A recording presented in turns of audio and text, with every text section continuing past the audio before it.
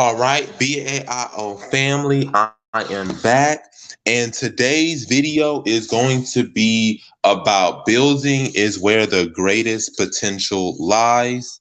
So, we have a lot of people that say that, building, I'm going to come to Africa when everything is built, or I'm going to go to Africa when, everything is getting settled down. And that is the wrong way to go about things, because building is where the greatest potential comes from. Building is where the greatest potential comes from. Now, why am I saying that? Building is the greatest possible opportunities for potential, because that is where you're able to grow and develop. Once everything has been developed, it's set, and you really can't modify it. So I'm going to use my civil engineering analogy, because me being in the civil engineering field or civil engineering student, when we are designing a building, that design process is when we look over everything. It's when we do everything. We make sure that it fits certain criteria. We make sure that it fits constraints, make sure that it's affordable, make sure that everything is right. Because once you start building, once we have the foundation and it's time to build, that's when we see everything. But once we start building, there's no going back. Because once we built that hotel or we built whatever infrastructure, we can no longer tear it down. We can no longer change or move things, because doing that requires it to, of course, would cause us to have to rearrange things. We would have to start all over. So how does this apply to nationhood? And to those do it right here, Negroes, who say, I'm going to wait till everything is developed. Well, once everything has been developed and we've done everything, then we don't see you as a productive member of society. We just see you as somebody who's just there, because you have not contributed to building, the society. You have not taken the time to actually participate in the growth, development, and sustainability of the country. And so this is where I say building is where the greatest potential comes from. Now, when we talk about nationhood, we need to be aware of the types of infrastructure, because we are the BAO. And one of the things that we say is land, infrastructure, nationhood. So in this one, I want to bring up a couple of points about infrastructure. And in particular, I want to bring up the types of infrastructure, also as well as infrastructure projects. So all infrastructure is not the same. You have critical infrastructure, you have soft infrastructure, you have hard infrastructure, you have digital infrastructure, you have, of course, building infrastructure. There are so many different forms of infrastructure, and this infrastructure plays an important role in the development of a nation. Infrastructure is directly proportional to productivity. And if we were to look specifically at the United States, the fact that the United States doesn't build or do infrastructure projects means that the average American household is losing $3,200 because of the lack of infrastructure. Just from infrastructure. And they said the US could lose up to 3.9 trillion by 2025 because of the lack of infrastructure. This is why infrastructure is important. And also, this is where the greatest opportunities for jobs lie. Okay? When you have, infrastructure, we have to build things. We have to build roads. We have to build bridges. We have to build waste management treatment, hazardous materials, facilities. We have to build, hydro, communications, and those create jobs. And that allows for employment within the Black sector of society. Because we see, even in America, that if you're a Black professional, you're more likely to be unemployed than a white professional. There are medical professionals right now in America that are unemployed. Now, how high of a percentage of them are unemployed, we are not for sure. But just imagine how much, those medical professionals could be in good use if we were in Liberia, where medical professionals are needed, where people with infrastructure skills are needed.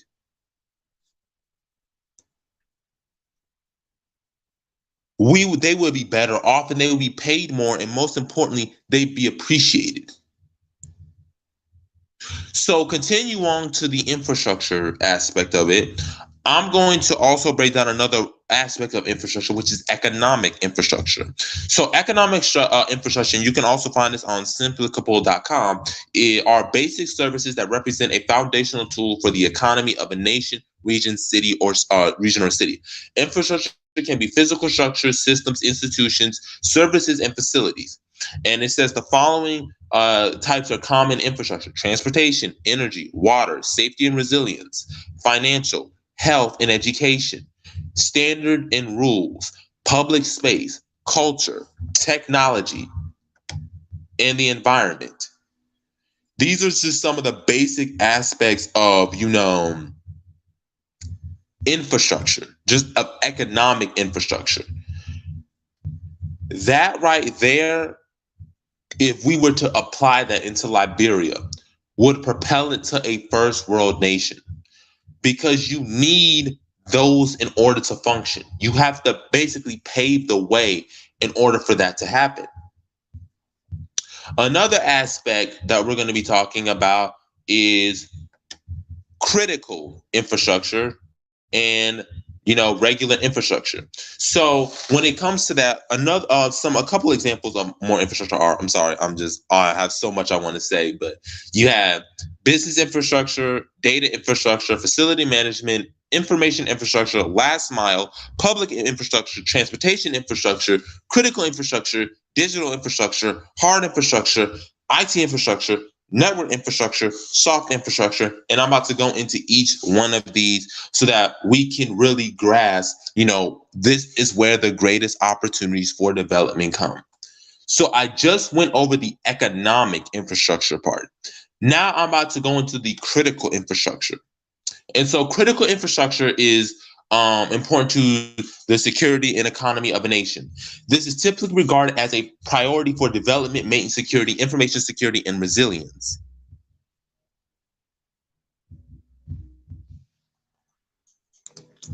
Let me answer Baruti's question. So Baruti says, Jabari, are you saying that if African Americans participate in Liberia's building now, we lay moral claim to having a future stake in the country as citizens? Expand or push back on this idea?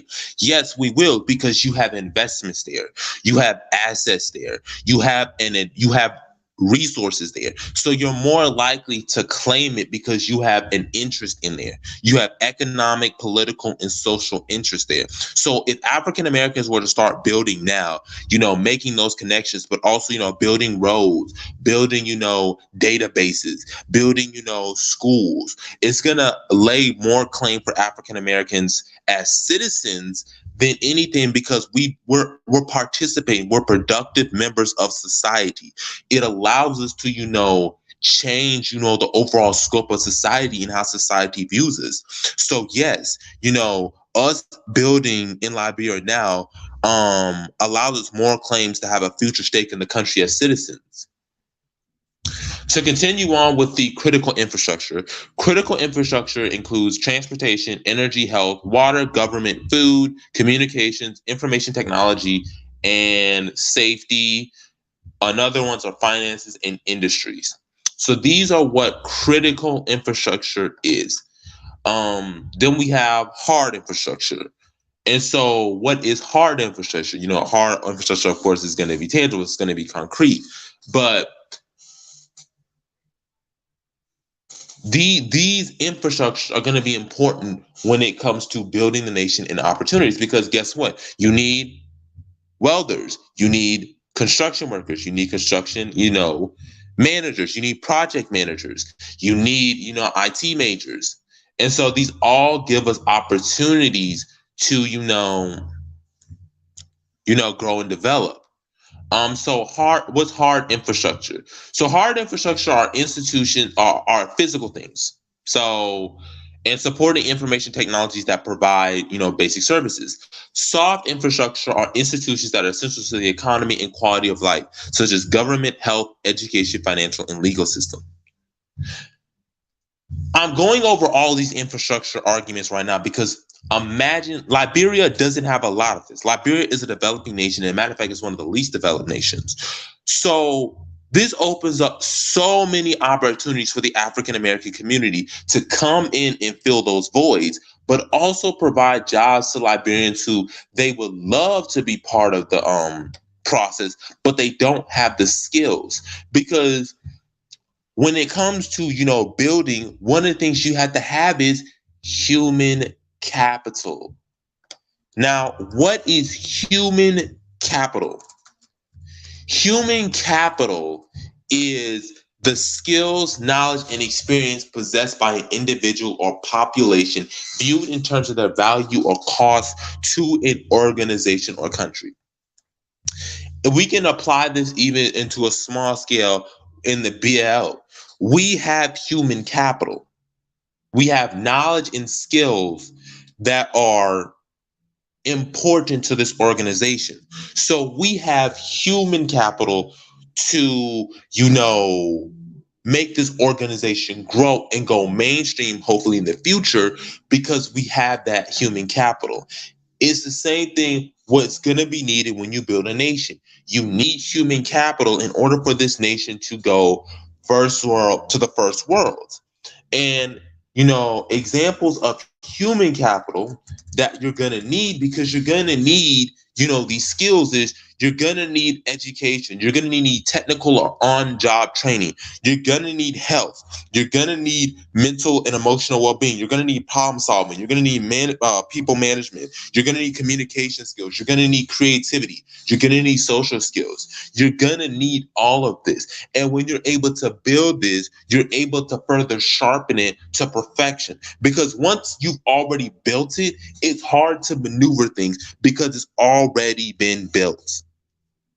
So Baruti Katakembo says, Jabbar, challenge the ADOS claim we built America as a justification for reparations. Is their idea claim wrong, or do you say that the leverage is not there to force the demands? Okay, so when we imply built America, right, you have to, first thing you have to ask ADOS is, did we build it by choice, or did we build it against our will? Did we choose to come over here and partake in that, or were we against our will? And what we really want is compensation for the labor that was taken from us. That's what you have to conclude. Because when you hear ADOS people say we built America, we built it against our will. Our ancestors didn't get up and say we want to voluntarily do this. No, they did it, or else they got brutalized, they got whipped, they got chained, they got buried alive, they got set on fire, they got strung up on trees, or they had two horses going in opposite directions and tear them apart. So we didn't have a choice. So that we built America, to me, is not a good justification. Also, they don't have the leverage to force those demands. I mean, we're doing it because you basically would have to shame people to do that, because a lot of people are opposed to reparations. And even with the Evanston case, what they think is reparations, some people say that's not really reparations, because you don't have the leverage. And because you don't have the leverage, you don't control how it's going to be dictated and how it's going to be facilitated. So that's what I would say on that regard when it comes to, challenging, the ADOS claim that we built America as a justification for the reparations. Now, to get back to the for a continuation of the infrastructure and how Liberia doesn't have this, our ancestors paved the road, like they built the road and they paved the way. Now we have to continue it and we have to finish it and we have to drive on it. So also in this video, outside of just talking about infrastructure, I want to talk about how our ancestors laid down those building blocks, laid down, really just paved the way for us, really. And so, I'm going to bring up a couple people and we're going to be talking about them. And, this is all going to tie back into, building is where the greatest opportunities lie for growth and development. So some of the people that you need to know about are, you need to know about Joseph Jenkins Roberts. You need to know about Stephen Allen Benson. You need to know about Daniel Bashir Warner, and that's et cetera, et cetera, et cetera. So speaking of Joseph Jenkins Roberts, he was the first man to understand what nationhood meant.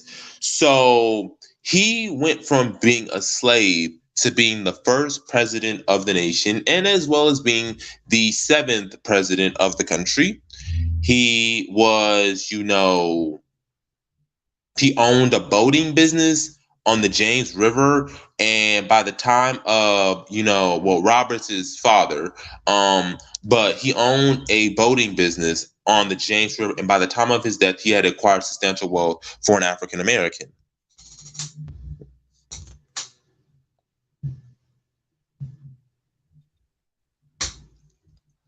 Welcome, Mr. Wilson.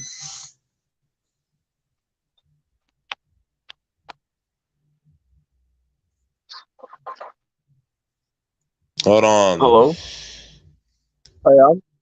Yeah, listening on is that it? work. Oh, okay. I thought you wanted I thought you wanted to be a part of the thing. No, I'm sorry. I just because I couldn't catch him before, and I can finally catch a live stream, so I figured I'd just click the live stream link in the chat. Okay, no problem. You good, bro? Thank. But yeah, so we're talking about right now Joseph Jenkins Roberts, and so Joseph Jenkins Roberts was the first president of Liberia. He was the first and seventh, the first African American president ever. He was from Virginia. His dad's name was James Roberts. He owned a boating business, and he acquired substantial wealth as an African American. But even here, he realized that it was going to be a struggle, and what he decided to do is that his family moved to Liberia, and when he moved to Liberia, he became, one of the founding members of it.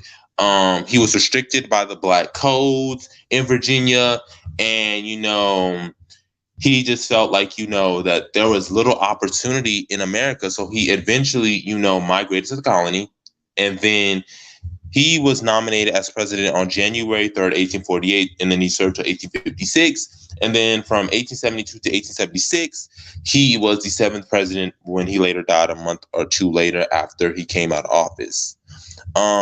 Ask me any questions, in the chat. I want y'all to be engaged. I just don't want me to keep talking the whole time. So if you got questions, ask me. So this is what it was with Joseph Jenkins Roberts. He was also, his family was, part of, evangelizing. So he was part of ministry.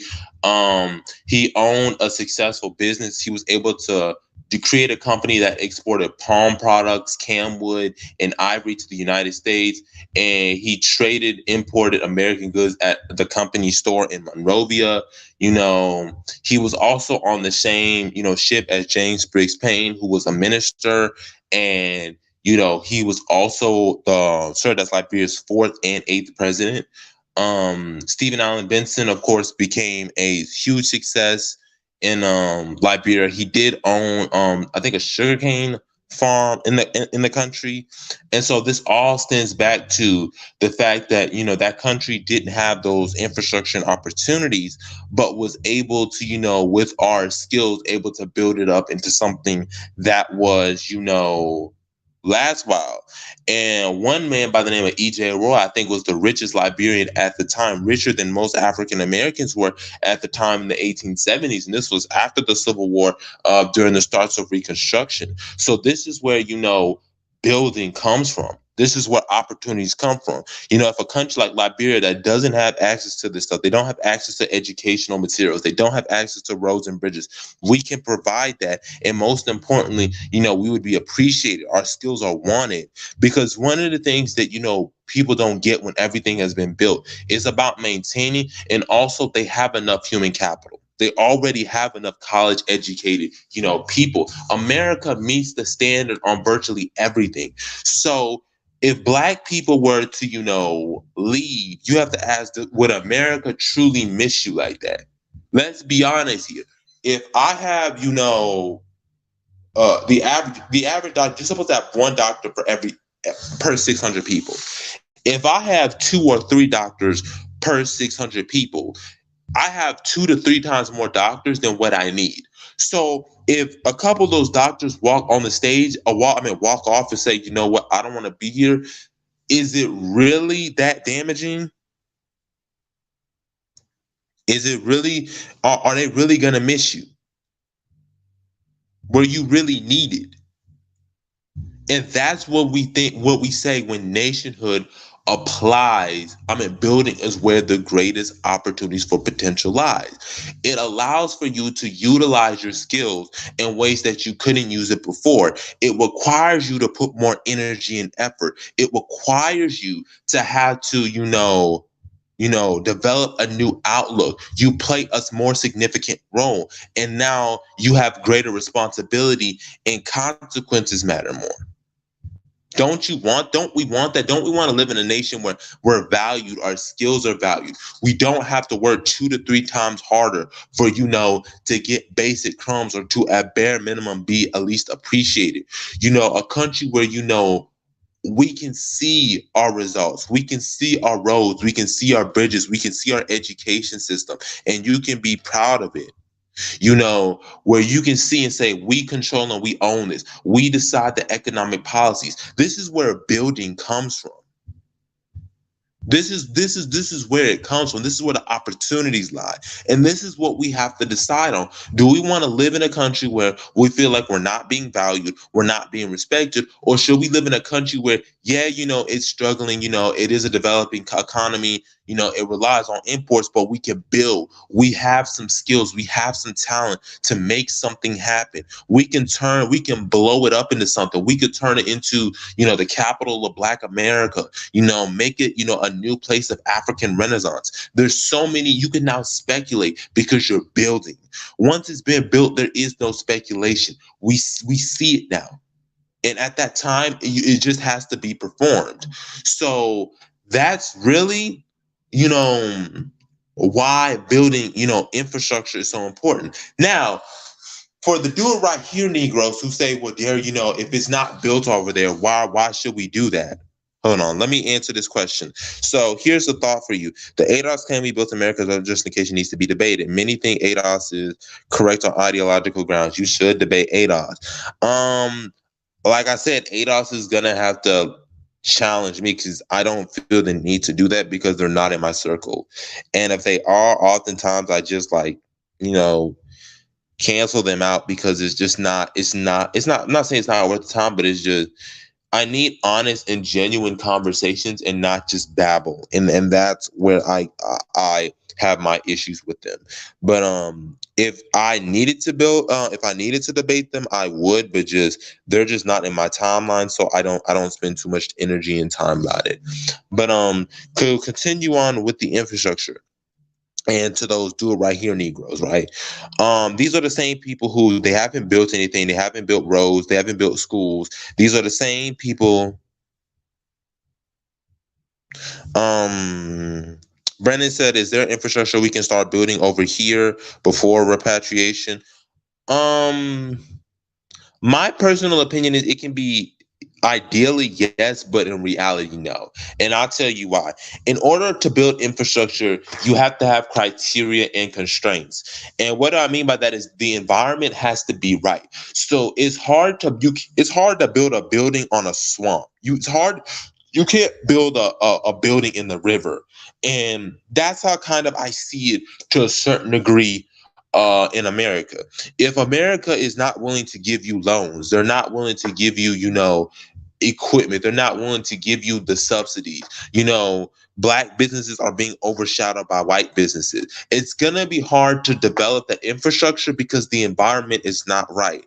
Whereas if you go to Liberia, where there is a little bit of infrastructure that our ancestors laid, I mean, they laid Monrovia, they laid Freetown, they laid William B.S. Tubman University, they laid down Cuttington University, they laid down the University of Liberia, they laid this stuff down.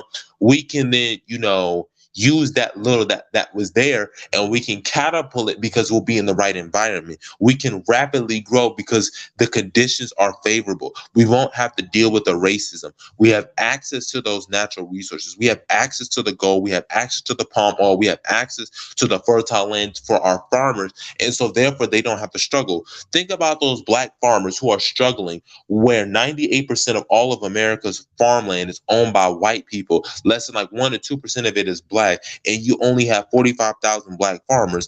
Imagine them being able to go to Liberia, where, they rely heavily on imports, but they got fertile ground enough to grow cassava, yams. They could make a huge profit. And then those profits are not just sold within the country of Liberia. They're sold in Sierra Leone, and other Union of Mono River states.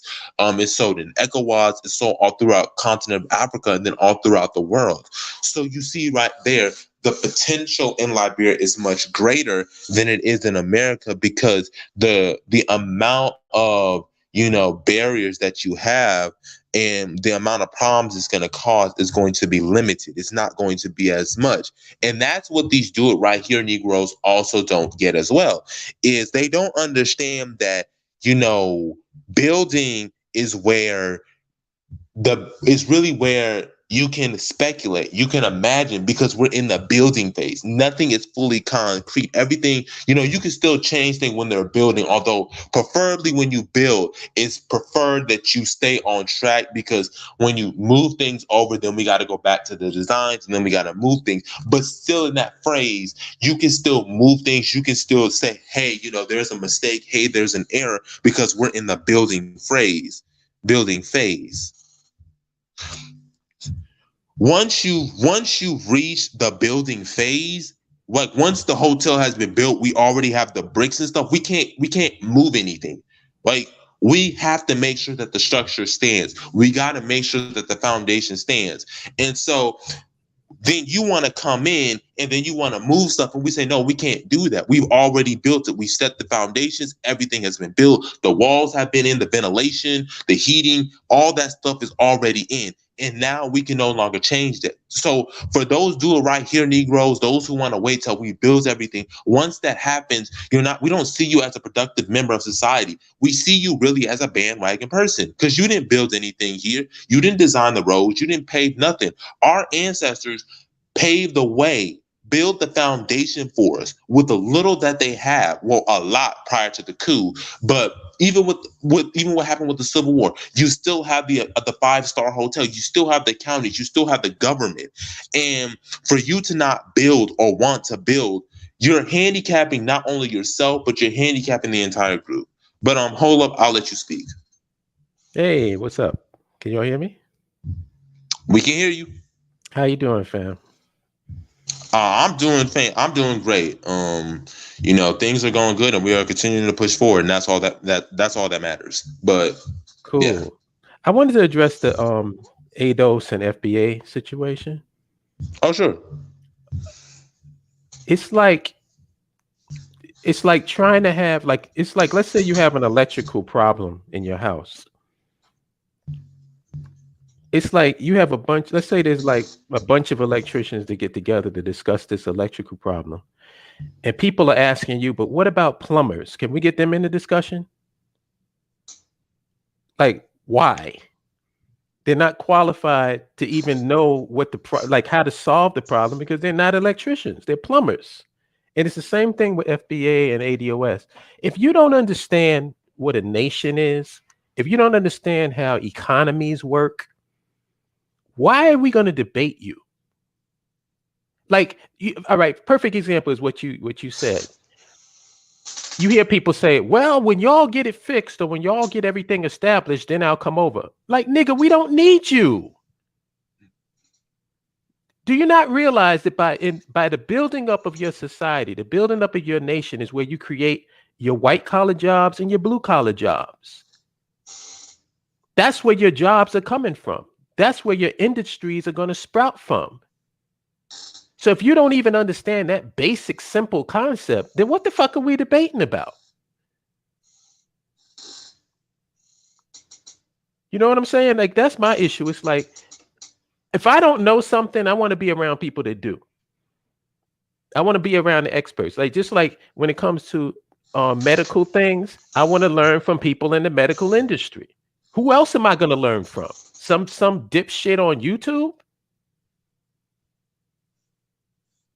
If I want to know about building bridges, I want to speak to architects and engineers. If people don't understand that basic concept, then what the fuck are we like? You're going to talk to people where they're giving you their opinions and what they feel and not facts. Because if you're going to make a proper decision, shouldn't you have information? Shouldn't you have data and valid data? Like I said a long time ago, there's two words that is feared throughout the conscious community: peer review. Facts. That's the truth. They fear that shit is more fearsome than the COVID-19 vaccine in the conscious community, where you have to actually back up what you're saying, and it has to be reviewed by your peers. So that's just my take on the whole debate and shit. We don't have any debate with these people, because first of all, we got to take them back to kindergarten, go through public school and college in order for them to get up to speed to start debating us. And I'll get to Baruti's point, but the Mr. Black Wilson said the point: no debate on this. Black people built a country for themselves on the continent. We need to go there and get up from white people. Period. If we want to actually prosper as a people, and that's the point. And that was the discussion that I had, with somebody, earlier, which is why the live started at 1, was because we built a country. We laid the foundation. Now all you got to do is build it. I mean, it has some infrastructure, but it's not up to par to a developed nation. But you have something. We have a foundation. Now you can build, and that's where all the opportunities lies. Because like you said, that's where your white collar and your blue collar comes from.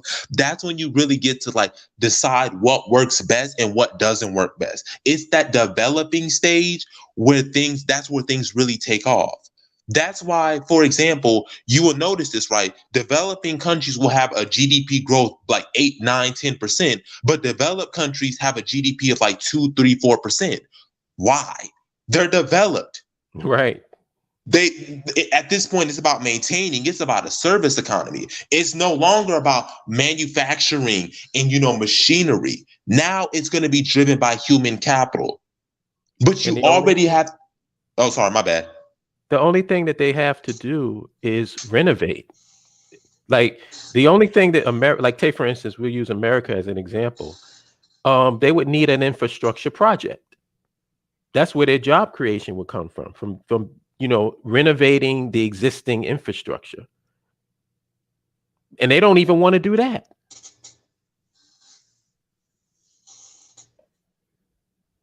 And we see the consequences of that. Productivity is down. Like I said, it can cost a family $3,200 for lack of infrastructure. That's a danger to public safety, because this stuff is old and it could collapse, like what happened in Italy, and you could lose people's lives. But that's why we keep saying infrastructure is the important part, and building is where it comes from. That's where the opportunities lie from. And that's what I was talking about, earlier, Joseph Jenkins Roberts and James Briggs Payne and Stephen Allen Benson. These guys some of them were born into slavery, and they went from being slaves literally on a plantation to being president, to being Secretary of State, to being House of Representative. And they went to this country and they blew up. They became rich people, because they're in the right environment. And that's what I kept emphasizing about infrastructure. is, yes, you say, well, shouldn't we build something here in America before repatriation? Well, technically, no, because you have to have the right conditions. Like I said before, you can't build a building in the river. You can't build a building where Oh Lord. Go ahead. Go ahead. I wanted to, I'm yeah. just amazed at this. It's like, build what? We don't own anything in this country. You're acting like we own the infrastructure. Build what? Like, why are we even thinking about building something in America? America's already built. If America wants to renovate their infrastructure, you think that has anything to do with us? That's a decision white folks want to make, whether they want to engage in rebuilding their infrastructure and rebuild their bridges and stuff. And why do we feel any investment in that? Is what I'm just baffled by that. I'm baffled by it. Why? Like, it seems to me like every time we start talking about building up our own, it's like the knee-jerk response is, well, what about white people? Or what about America? Why are we so concerned with what? Like, we've had 500 years to build up something in America. If it ain't built by now, I don't think it's gonna get built. Mm-hmm. Let's answer iTuber. Actually, we're trying to plan a trip to Liberia. Actually, just that's in the words, because he was saying there's another BL trip to Africa. We are trying to plan to go to Liberia, so you can, if you would like to, you could, probably join us if you want to. But we're just throwing that out there for you. Fadi Black says that's why people should read Booker T. Washington's autobiography. He talks about how Black people were ready to go right after emancipation. Like, yeah, like one of the very first things that Black people said when they got off the plantation was, we want to go back to Africa. Like, they said that, and they advocated for it. A lot of these immigration movements happened post Reconstruction, was because, okay, we're here, we're great, we're off the plantation, but we don't own anything. We don't have any skills. Well, we have agricultural skills, but we don't have our own colleges. We don't have, our families are broken. We don't have no political power. We're at the mercy, basically, and will of white people. It is basically the government had to step in and basically say, all right, white Southerners, don't mistreat these Black people. We're going to protect these Black people. We couldn't do it ourselves. You know what, Liberia, if to make it in real world terms, Liberia is sort of like, you can make the comparison between how things would be for us if we make the investment and the time and energy into Liberia as people who put into Bitcoin when it first came out. Like, if you put $50, $100 into Bitcoin when Bitcoin was trading at $1, and now Bitcoin is trading, last time I checked it, like $60,000. How much money do you think you made? It's like, you're always gonna yield a better return when you come in, and build things from the beginning. Yeah, and to add to that, before I get to Baruti points and the other points, I love all this engagement in the chat. But one of the things that I didn't know Netflix was like a decade old, like 12 years old. I thought Netflix was recent. I didn't know Netflix was going all the way back to the early 2000s. I didn't know Uber went all the way back to 2008 and 2009. I didn't know this stuff. I didn't know that these companies have been there. Well, you know what the real funny part is? 10 years ain't that long ago. Right. When you say 10 years ago, it makes it seem like it's ancient history. That was not a long time ago. I mean, in this era, 2 to 3 years is ancient now, because everything is changing so fast. And that's what we're talking about. Like, this is why we're talking about building, because especially knowing that things are starting to get quicker and quicker and quicker. Like, we can't be sitting and waiting and thinking that things are going to take a slow process. Like, no, we got to go. Like, go, go, go, go, go. And that's why we say build. It's time to build. Build, build, build, build, build. Because guess what happens? What happens when, look, China's doing the same thing. They're getting the infrastructure. They get to dictate the policies because we're the ones who are building it. And then we're saying, oh, well, China's doing this and that. Well, then who's going to build it? Like, unless African governments are putting in the time and energy for that human capital, who's going to build these infrastructure and who's going to get those jobs? And here's another issue. Are you keeping up to date with the current technology? Because I posted it, you know, because in the BAIO, we post this shit all the time. We're into STEM. We're into science, technology, engineering, and mathematics. They have like, what do they call those houses? Oh, 3D houses? Yeah, they have 3D printed houses solidly built within what, 3 days? Like, they have technology for road building, technologies for building bridges that's been updated. Yeah, smart construction. They got smart construction like me, like what I'm trying to do for my grad school, which is nano engineering, nanotechnology that can manipulate stuff at the nano level and create new different materials. Like, this is the stuff we're talking about, cybersecurity, because like one person said in the future, but a brief subject, war is not going to be who has the most guns. It's going to be fought over information in the internet. And if you don't have people who are technologically literate, you're going to be screwed. And that's not just in terms of that, that's any sector of the economy. Things are becoming more digitized and more information oriented. We're going to a more knowledge and human capital based economy. And people got to get that in their head and get out of their minds this Davy Crockett shit that they on. This Grizzly Adams shit that they got in their head. And you know what? I'm sorry. Mm-hmm. I'm sorry. Go ahead. Yeah. And speaking on that, I was thinking to myself, and I remember talking about when people talk about, oh, this is war, right? And stuff like this. I say, listen, if you're going to say like, oh, we're in a war, so to speak, you need to be fighting like it's the year 2075, not the year 1975. Because a lot of y'all fighting like it's the year 1975. And if you thinking that way, we gonna lose badly. I need y'all to think like it's the year 2050, 2075. That's where my mind is. In the year 2050, it's gonna be internet driven. We're gonna have artificial intelligence. We're gonna be having robots. We're gonna be having cyborgs. You better get in your mind better get used to that. Yep. You can ignore it, not like it, it don't matter. Did your opinion mean a goddamn thing when we went from analog to digital? No. What did your opinion, what relevance did your opinion have in that change in the technology, in the change in society? I see none of y'all got 8 tracks in your car. Like I said, it's like, this is why I can't even imagine debating somebody who doesn't know this basic shit. One guy actually said to me that we can supply our army in this fight against the white man. We can supply our army in America. What? He actually said that. Oh my God. Because I was talking about a base of operations. He said, well, you can have your base here. And I'm like, what? And these are the people y'all want us to debate with? You gotta have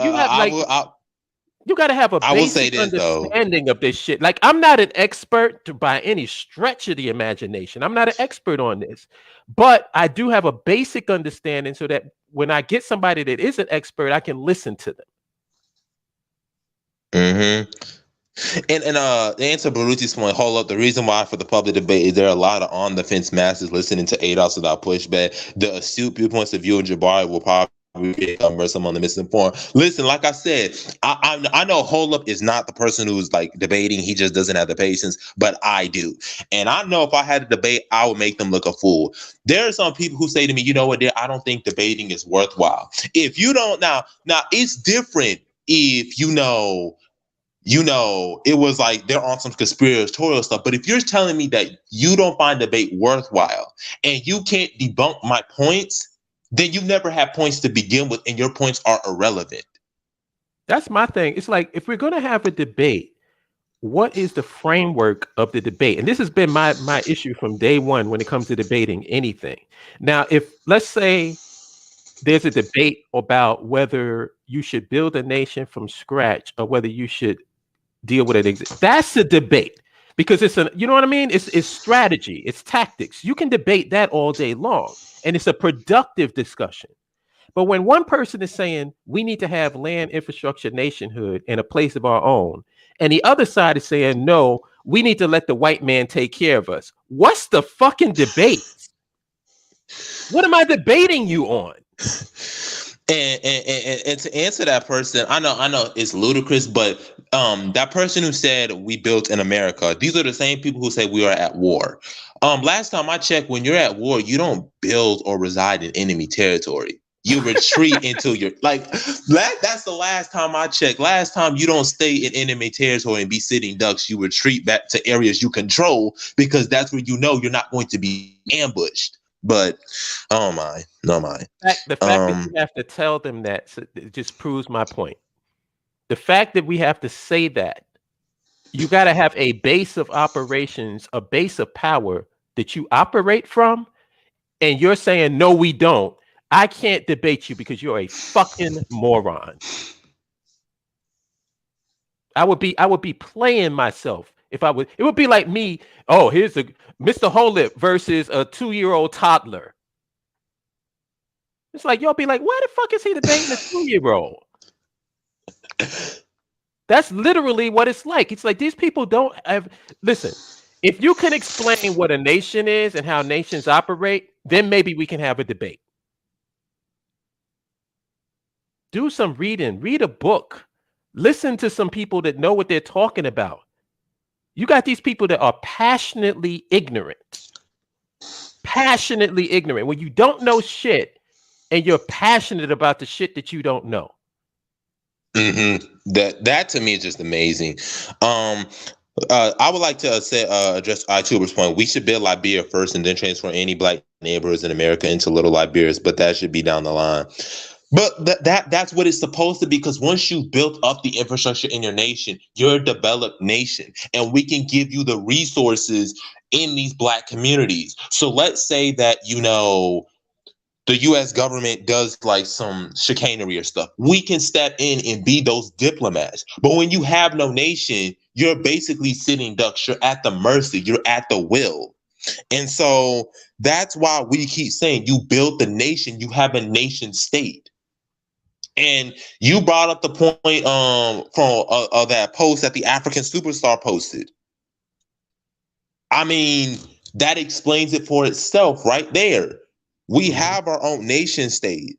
And the fact that we don't want to invest our time into that shows like how much we don't value about our value ourselves, but value the potential that we have. Remember that pinned comment that you tweeted? That person said in the comments that it's like Black Americans not knowing Liberia is like we having 20,000 in the bank and we don't even know it, and we begging people for help. Yep. Yeah. And this is why it also exposes these reparations people as being completely full of shit. Because if you was really about reparations, you have a nation state that those reparations could go to. You have it. And it wouldn't take you, like, compare you having your own government pushing for reparations versus having a bunch of scattered individuals pushing for reparation. Which one do you think is going to work out faster for you? But see, the problem is, and I made this point on the live stream I had with my cousins, the problem is you don't want the money to go to Liberia and the Liberian government nation state because you want to check for yourself. And therein lies the entire reparations issues, which is what, ironically, I said from the very goddamn beginning, that this was nothing to do with slavery, nothing to do with the transatlantic slave trade or historical injustice. This is about niggas getting paid and getting checks that they're going to give right back to the white man because you don't want to have a nation state of your own. And then after, well, in this fantasy world where you get your reparations from the white man staying still in America, all you're going to do is give that money right back to him. And then the whole discrimination, racism argument is off the fucking table because they can go there, find a check number with your name on it, and throw that in your face. Next time you Right. try to bring up how you being discriminated against and how there's so much prejudice and this and that and white privilege, nigga, you got to check. It's number 200438. Shut the fuck up. And to add to Come Rona's on. point, Rona just said it right there. Over the last 40 years, China has raised 850 million people out of poverty. 350 million moved into the middle class. That's why their economy is starving. Their infrastructure is tried to technological. The point that we keep trying to say, infrastructure is where the greatest opportunities lie. And that's why I broke down the different forms of infrastructure. You need to be good across all infrastructures, hard infrastructure, economic infrastructure, critical soft. You need all of these infrastructures to create jobs, but also to, develop and, to create the system you want. Let me ask you a question, and correct me if I'm wrong. Well, not so much a question, but let me make a statement. In the building of infrastructure, you need various industries, right? And you have black folks, who's entrepreneurs here in America who are engaged in just about every industry known to man that revolves around nationhood. Now, let's say in a perfect world, those entrepreneurs establish, like, let's say a concrete company, a construction company, and different, I'm not going to go through all of them, but you get the point. All of the industries is needed to build your infrastructure. Now, while this is going on, those companies are new companies and they require capital. You can set up a mutual fund, grouping all those companies together, having all the people that's working for them pay into the mutual fund along with other people. You can have people in America paying into the mutual fund. And all of the companies that's building up that infrastructure benefit from all of the resources that we're putting into all of these companies at the same time. Now, did I say anything wrong? No. Because isn't that how mutual funds work? Yeah. But nobody's talking about this stuff except here. There's no name anywhere where you hear mainstream black talking heads talking about nationhood, talking about ownership, talking about building up infrastructure, talking about creating industries, creating institutions, having our own government, having our own representative. Where are you going to find the black hawking heads talking about this stuff? You're not going to hear it anywhere except with the BAIO. Yeah, and it's unfortunate because what was it that you were what you were saying was when people talk about nationhood, you already remember what we were talking about. Remember when they said nationhood and it turned to be something completely different? Oh my God. Like they co-opt the word nationhood and make it into something that it's not. Right. But Baruti makes a good point. Interestingly, the South Korea foreign ministry held a White House press conference immediately after the Asian attacks in the U.S. were given media attention. Is the U.S. scared about the fallout? Compare scenarios with African Americans.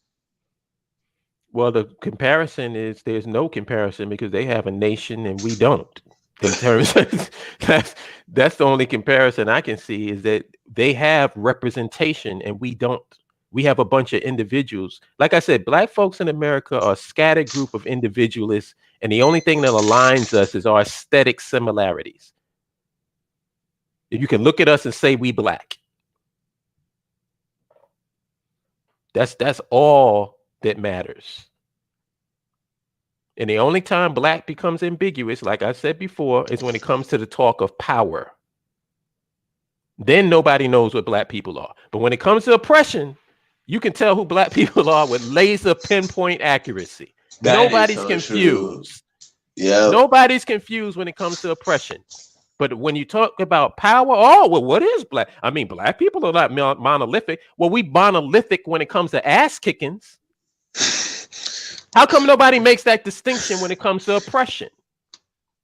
When it comes to oppression, we're monolithic. When it comes to power, we're individuals.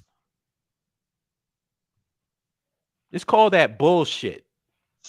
And my thing is, and my thing about it, and to speak on to Liberia, there's a Pacific comment in the chat for you, hold up. But when it comes to Liberia, our ancestors laid down the foundations, and it's an incomplete project. They already have it laid down for you. All you have to do is build it up. That was the whole thing of this video. Like, They already laid it down for us. We don't have to do much. We just have to build. We just have to create the necessary industries, build up the infrastructure, create those opportunities. And that's it. Because it's already been, the foundations have been laid. I don't know why we make it seem like we have to start from scratch and we have to write our own constitutions and Declaration of Independence. That's already been created. All we got to do is go over there infrastructure wise, do all the necessary forms of infrastructure where it creates the jobs, it creates development, it creates human capital, it creates knowledge, and we good. We acting like we don't have nothing. Mm-hmm. And the only problem, really, when you think about it, is we just don't have a big enough microphone. Because if we was preaching what we're talking about today on a national audience, I think most people, I believe, would be on our side, or we have a good percentage of people on our side. I would say 30 to 50%. I go really high. I don't think it's low. It's not low. That 5% number now is way bigger than that. Is way bigger than that. I would love to be proven wrong, brother. I won't even argue with you on that point, because I would love for you to prove me wrong, because I've always said 5%. But if you're saying 30, I'll take that any fucking day of the week.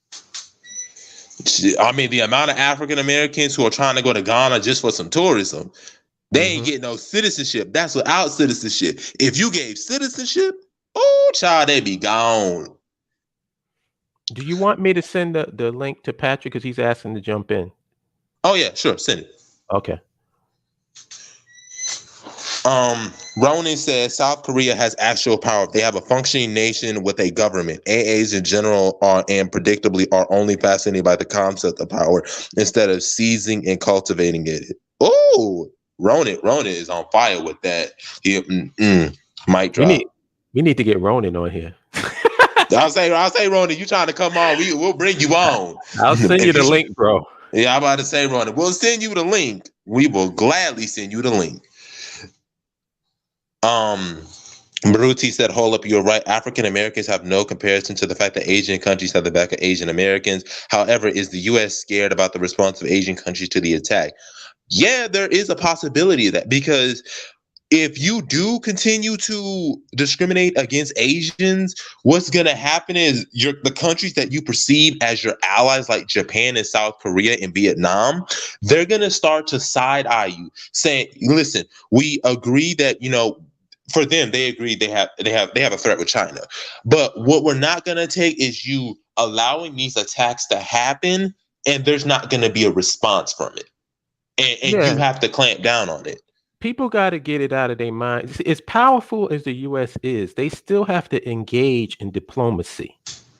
I keep saying that over and over. You have to have diplomacy. You can't just do whatever the fuck, because if they make the decision that they're going to not engage in any diplomacy and do what they want to do, there's going to be tremendous blowback to that. So they have to engage in diplomacy. That's not to say that everybody acknowledges that they're the biggest bully in the schoolyard. We know that. But even them, that's like even when they went to war in Iraq, they had to at least make the case to give the veneer of legitimacy to their attack. So that's what it's about, man. And to add on to that whole up, in order for that war to happen, they had to have allies.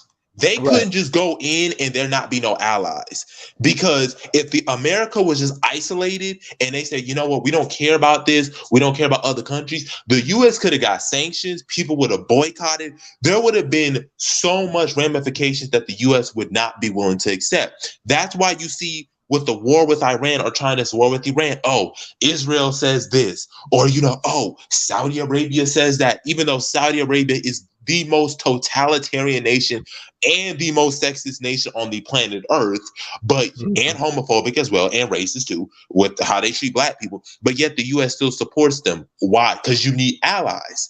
And guess what? If Saudi Arabia says, all right, we're not gonna deal with this issue with Iran, that's for you to take care of. And allies do not mean friends. See, we have a really simplistic, childish way of looking at the world. Just because somebody your ally, that does not mean that they're your best friend. People align for reasons. You align for geopolitical reasons. You align over the issue reason. And then allies come and go. You could be allied on one issue and then not allied on the next. A prime example. I'll give a prime example of that. Historically, Great Britain and the United States hated each other. There was nothing but wars constantly when America gained its independence to like the 1900s. Now, the US and the UK are best of friends. Right. Prior in like the Civil War, like I said, the US and Russia were best friends. The US and Russia fought in the Civil War together. Now, the US and Russia can't stand each other. Same thing with China.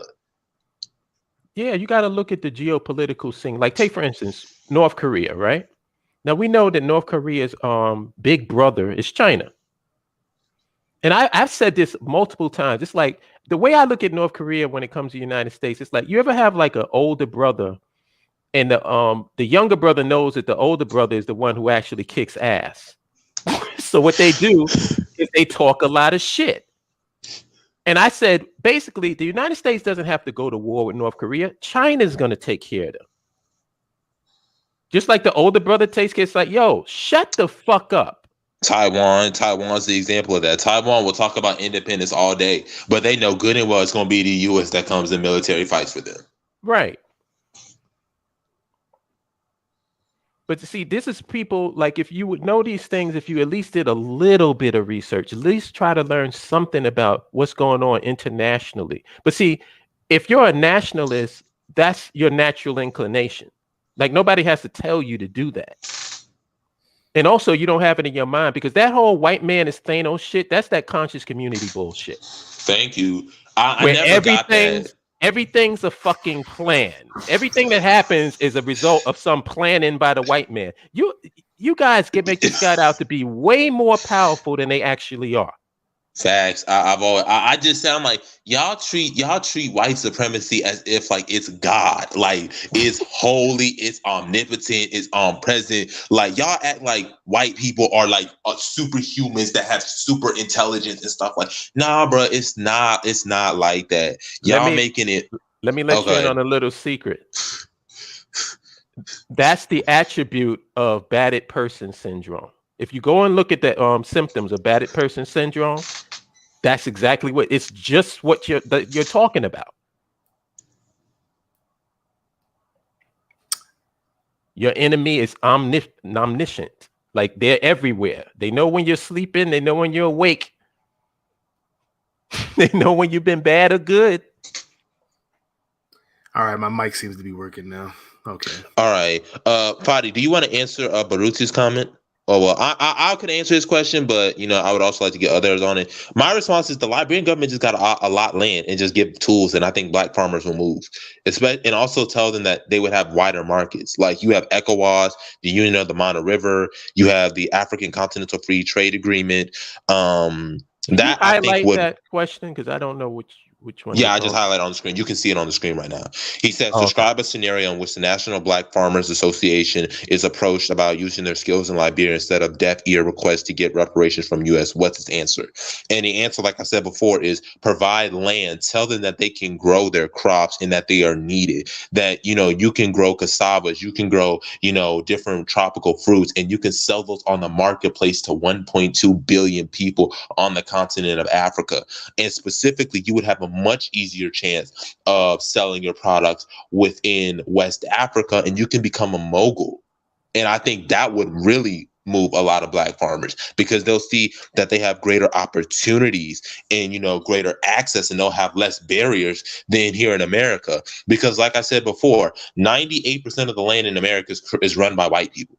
Like, black people control 1 or 2% of the land. There's one. Nah, that's not true. A lot of Asian, like China, specifically China, owns a lot of land too. But the overwhelming majority of land. No, I'm not saying the majority of land isn't, but I'm saying I don't think black people even own a whole percentage of that. Yeah, That's what I'm saying. that part is okay. That part is true. I thought you were talking about the white people. I thought you were talking about the white people. Oh no, yeah, black people. There's only like 45,000 black farmers, and like there's one white farm owner that owns more land than all of Black America combined. I believe that. So it's like y'all want to farm here, and like we could just go to Liberia where we have literally a whole country and another country to the north that we can invest in. And to like, I don't understand why we can't just do that. But oh yeah, Fadi, you can go in. I have another question. Where are you gonna like if for all of these we can do it right here? I'm assuming that these we can do it right here. People are nation within a nation. People, where are you going to displace the white people that's in these southern areas that you're talking about? Facts. And do you think that that's going to be a problem for you? Do you think that you're going to be able to drive your trucks down their roads and their highways without any problem? I guess you didn't think it through. These same people also think that black people can take on the United States military. I don't know how or why they think that, but hey, because they like to bring up like, you know, like our ancestors, like the Mau Mau's and stuff like that. But I'm like, the end result of all of those things, yeah, they did that and fought against oppression, but the end result is that they ended up still getting colonized anyways.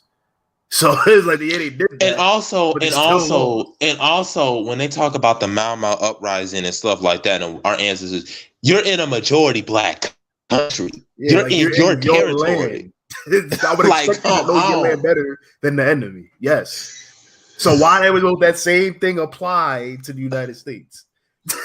I don't understand that. But they don't understand. Like I said, they don't understand the whole concept of logistics. They don't understand territory. Like if you can drop the Navy SEALs in the Congo, and them motherfuckers will be dead.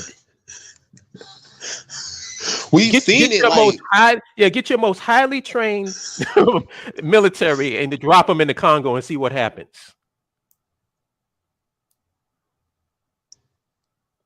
Without doing any research on top of that, because that's what a lot of these people do. They say all of this. Yeah, and speaking on that, and speaking on that, right? You notice how the U.S. is getting increasingly concerned that they're going to lose a war with China in the South China Sea. I'm like, you're right by China's. No, that's going to happen. That's good. That's definitely going to happen. But before we continue, I want to just answer that question that Baruti's answered.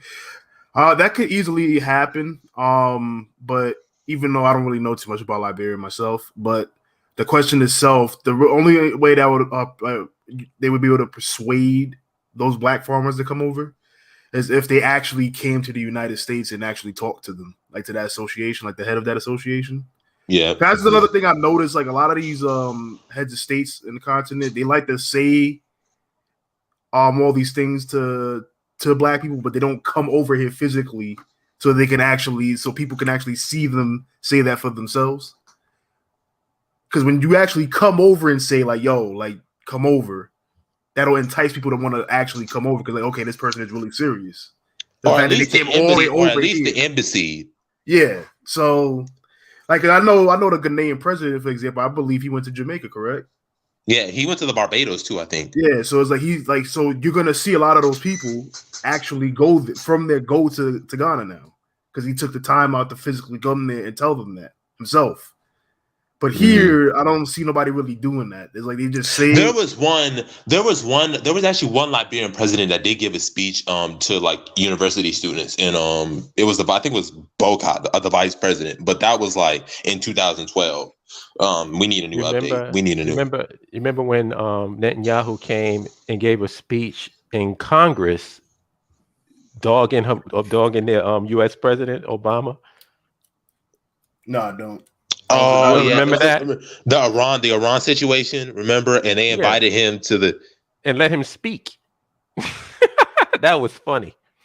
But that just goes to show you, man. It just goes to show you. But in regards to the South China Sea and all that, the United States being afraid, I've been doing a lot of research recently on what they call. The official name is called the Belt and Road Project, but they also nickname it the New Silk Road Project. Because what it is, I'm pretty sure Jabari and you Holub knows about it, but for the people that's watching, they may not know. Pretty much what it is China reestablishing the Silk Road trade routes that they used to have, but in a modern setting. So I've been like, it's this particular dude, like he's been like going to different countries, seeing how that's affecting these countries and the citizens of these countries. Now, most people are fine with it and see a lot of benefits with it, and then obviously you're going to have like the small amount of people that's going to have a problem with it as well. But the majority of the people who actually are in favor for it, because it's pretty much eliminating having to deal with Europeans at this point. Yeah, like literally trying to make like, as I made a post about this. I'm like, and Amos Wilson talked about this over 30 years ago too. But again, it's funny. Speaking of that, real quick, what's funny? Every time when I see an Amos Wilson post, that his posts get the least interaction. Of course. That's how it always is. Listen. I can't tell you how many times on my story we've seen Derek Jackson. Then he was on Entertainment Tonight, The Breakfast Club. I mean, this dude's personal life literally got millions and millions of views, parodies, and all that. But when it comes to this, you can't even get like 1,000 views or 2,000 views. No, I'm not even talking about just the collective of black people. I'm talking about the ones that claim to be African center, pro-black, all the like whatever you want to identify. If you want a case study, just look at my Facebook profile. Like every look at the shit that I post, and then look at the bullshit that I post, and see which one gets the most interact. Because like on one post on Facebook, I literally just put up his name. I put Derek Jackson, and I said, "That's all. I just want to keep the unnecessary ball rolling." That's all I put. But I'm not even talking about that. I'm just saying amongst people that supposedly think like us. That's what I'm talking about, because that's the only people on my timeline. When you bring up any other scholars, they get so much interaction under that post. But when Amos Wilson pop up, it's like you get like the bare minimum, because it's like you require, like, because what he's saying requires you to actually put in work. It's not feel good shit. It's like, bro, this is the reality of our situation. If we do not fix it, we're gonna be fucked going forward. Right. But anyways, pretty much like China and all these other Asian countries, they pretty much like doing like physically building a pan-Asian infrastructure right before our very eyes. Like it's crazy, bro. Wow, like, what a concept. Yeah. you know what's so troublesome, right? It's people like, oh my God, China's about to be the global superpower. And I'm just like, China was the global superpower for the last 2,000 years. It wasn't until the 1800s that they got supplanted as the world's largest economy. So China just getting back to number one is just really just the world getting back to balance. It's the same thing with Turkey rising to power, or for once Nigeria. If Nigeria can just get itself together, oh my God, I don't know what's going on in Nigeria. It could be a global force, but that's like the world is just going back to pre-colonial periods. We act like, because we've dealt with so much colonialism, I'm not gonna say, but it's so recent and it's been ingrained. We think that Europe is the most powerful, that's the largest of everything, when it's not. Oh, I'm glad that you brought that up, because in the same post I made, it was and it's still relating to China in this Silk Road project. So, because the whole port situation that we love to always bring up, how China sees imports from African countries. Yeah, they're also doing that to Europe. Yeah, they're doing that in Europe. They're doing that to Asia. They're like Sri Lanka. Yeah. So what happened is there's one particular documentary I was watching from this Dutch outlet called Dutch Wale. You probably heard of it before. It was about China buying up a bunch of European like ports, like Greece's national port, mind you. So that was, I believe the government owned that and they sold it to China, to another government, and Italy as well, right? And one of the Italian businessmen, he legit said out of his own mouth that we have to understand that Europe is not the center of the world anymore, like China is. Like he said that shit. They also got to realize that China's playing chess while everybody else is playing checkers. Yes. And I don't have a problem with it because my whole concept is the only people that fear an agenda are the people that don't have one. Exactly. You sitting back. Why is it so surprising that Asians are looking out for the interests of Asians? Exactly. Like, that's like some world breaking news? Exactly. No, my thing about it is, let's not even break it down just from a pan-Asian, but just from a nation state. China's looking out for its own interest. Right. Like, you're supposed to be looking out for your national interest, then your regional interest, then your continental interest. Like, the fact that you don't have an agenda means, like, sorry, you just not capable of governing.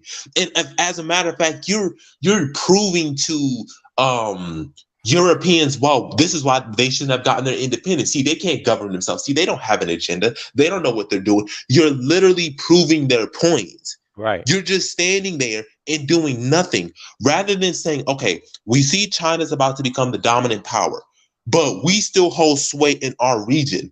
Let us be the power brokers in our region so that when China comes to this region, they have to speak with us and we can make moves. We don't think that way.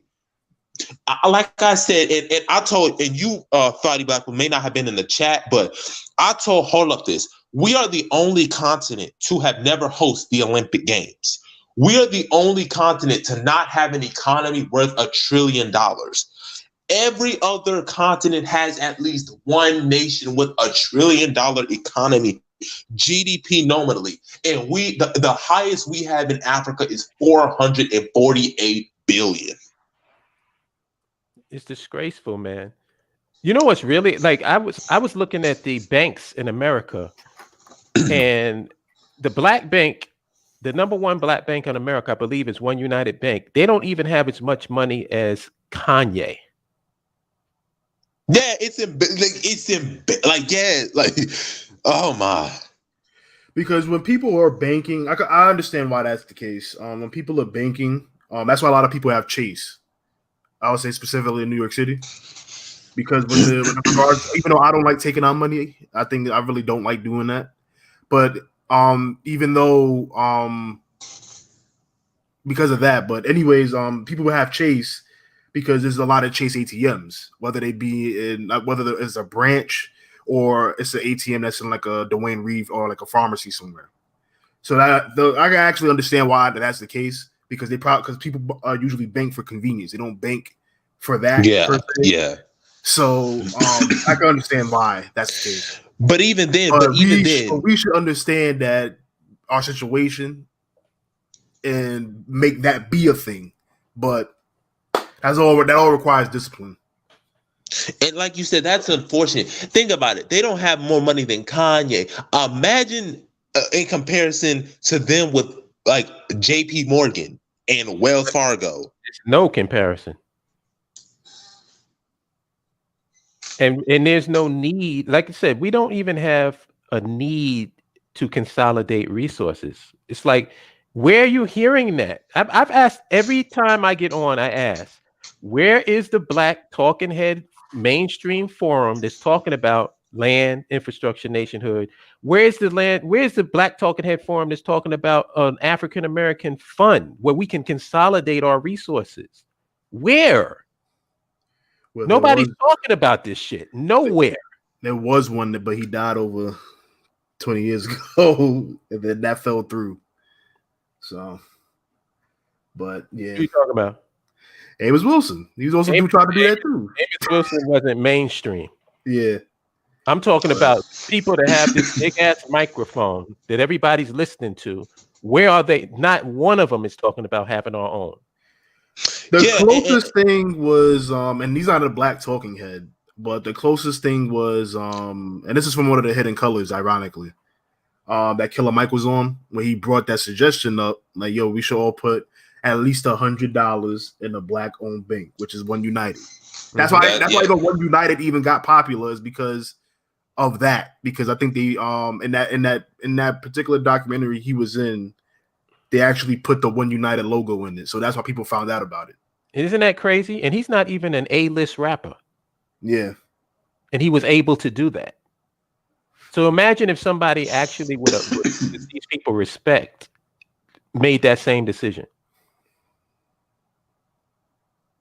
But Yeah, but it's like it was like what I told Hold Up earlier, or people in the BIL family, was that the people who laid down the nationhood, like in this case for Liberia, those people who laid down the nationhood, our founding fathers and family and founding mothers, they're always relegated to what? The back note, the footnotes. That's what they've always been relegated to. The black people who were for nationhood, because we have a history, we have a rich history of nationhood, or people trying to go back to the continent. But it's just never talked about. It's never brought up. There's no role. Like today, if you were to ask the average black person who Henry Highland Garnett is, they'll be like, I don't know who that person is. And can you blame them? Where are they going to learn it from? Yeah, that's a deeper situation than just that. Where are they going to learn it from? We don't have no institutions in place. No infrastructure. And like I said, it comes down to a fundamental ignorance about what a system actually is. Yeah, this goes into the lie today. Infrastructure is where the greatest opportunities come from, because if you could build infrastructure, you can build your own school system. That allows for you to create, have teachers, have administrators, have people who design the curriculum. But that's why we're having this discussion is infrastructure. Great. Now that you know, like, let's say now that we're on this target, now you have to build infrastructure. Now that the foundation has been laid or was laid for quite some time, now you have to build it up so that people it can go mainstream and people can see it, because people got to first see it. I mean, that's really what it comes down to. Right. Yep. Because that kills me when even like yesterday I saw somebody, it was like one of these Black History Instagram pages. They made a post and somebody in the comments said, and I don't know how Black people can say this confidently and not feel any kind of way about it. She said, "Why is this not taught in our schools?" And it's like, what schools? Why? One, yeah, what school? And two, why would your enemy teach your history to you? Like, I don't know why people expect that. Because they don't think the white man. They don't think they have an enemy. Oh, that's right. Yeah, that actually makes sense now. They don't look at that, the white man, for lack of a better term, as their enemy. They don't look at that. Man, that's just crazy to me. They'll point to, white privilege and all these other intersectionality and all these other bullshit things, but they'll never look at the person who's trying to kill them as their enemy. But Black people are their enemy, though. Yeah. They can look at us as the enemy. We're the problem. Yo, I'm even seeing because going back to the whole Asian thing, right? Because this is why I was saying too in regards to people that supposedly think like us. I mean, I fuck with these people, but it's like, come on, bro. So why we don't have a problem with other people being pan whatever race they are? So there's a page called Asians with Attitude, right? And it's funny how it's crazy. It was crazy to me, Hold Up in Jabari, because because I'm seeing Black people under these posts, right? And these same Black people would be against what we about, which is crazy as fuck to me. Now on their page, right, it legit says, I kid you not, it says the same shit that would usually be under like a pro-Black page. Like where it says Pan-Asianism, Asian first, pro-Asian, Asian and proud. All that is in their bio, right? Right. But then I'm seeing Black people like supporting that. Like it's like, yo, what is wrong with y'all niggas, man? Like this is like they're kind of completely backwards, bro. I made this point plenty of times. Black people being amongst ourselves and just dealing with ourselves is a threat to everybody. But those same people who consider that a threat will go into a Chinese restaurant and not even bat an eye. They don't expect to see anybody but Chinese working there. And they don't question it. They don't call the Chinese racist. They don't say that you're discriminating against other people. They go in there and they eat their fucking fried wontons or whatever the fuck they eating with no problem whatsoever. But when it comes to us, we got to have the reading rainbow. Everybody, you got to be open up to everybody. Got to hold hand. Well, why you only got black people here? Why you ain't got no Puerto Ricans and white people and this and that? Nobody can just. You got black Puerto Ricans. You got black Puerto Ricans, but but we know what that's code for.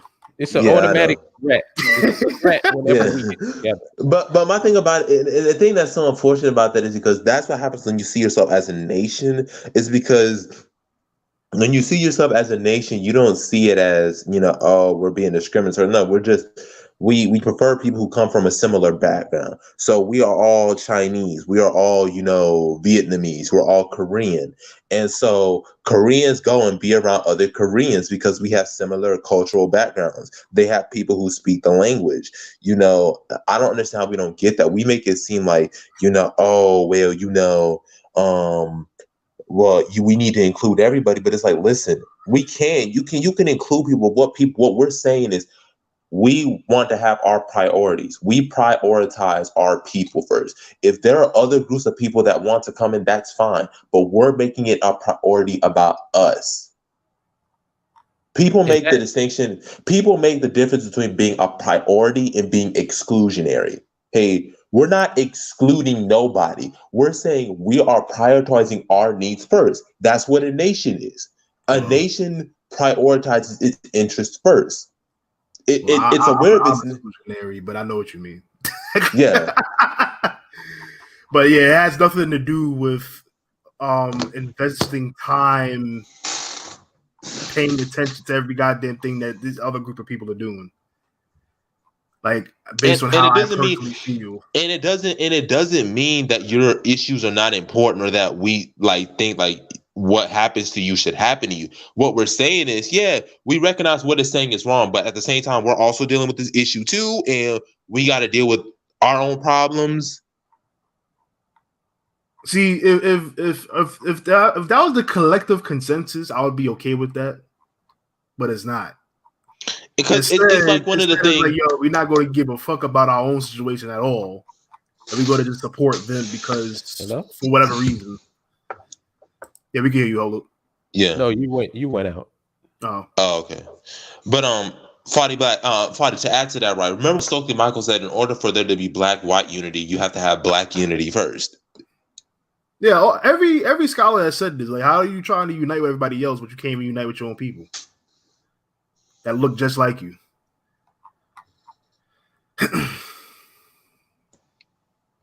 Hello. That's what happens. That's what happens when you don't have infrastructure. That's what happens when you don't have infrastructure. When you don't have infrastructure and you don't build anything, you put yourself in a situation where you're subject to all of these different, crazy conspiracies and crazy, talking points. They're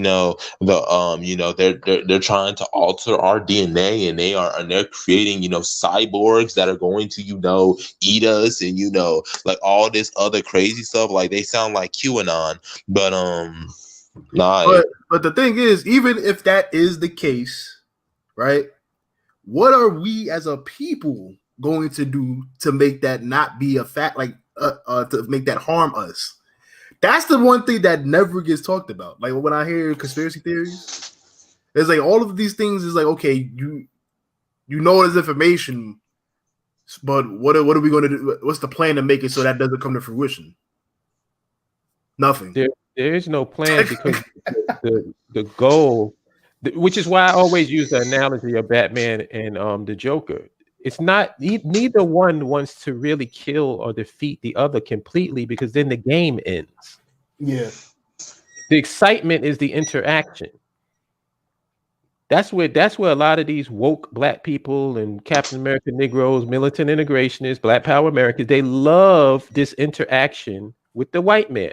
It's like the relationship between Bucky and Sam. It's like they want this constant back and forth, and they get off on that shit. Yeah, that's what they like. Like for them to solve the problem, it's like, damn, if I solve the problem, then we won't be fighting no more.